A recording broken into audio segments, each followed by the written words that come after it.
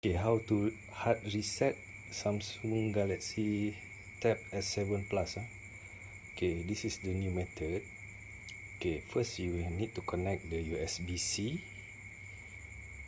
and then to USB to your computer or laptop. This one USB-A, and this N is USB-C. Okay.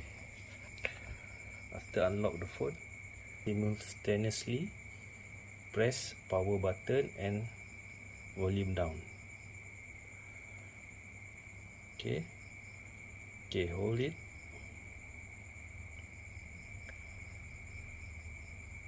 Okay, and then change to power volume up.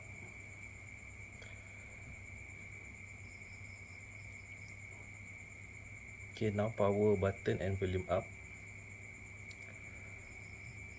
Okay, and then release power button, only press volume up. Okay, now you can select wipe data factory reset. Okay, press volume down. 1, 2, 3, 4. Okay, wipe data factory reset.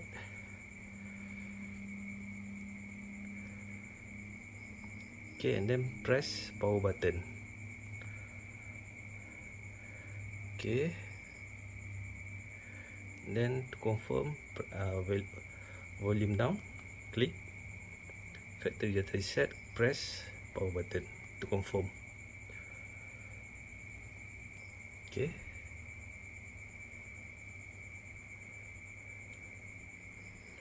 data wipe complete.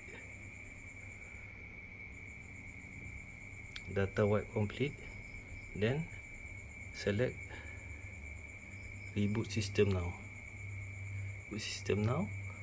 Press power button.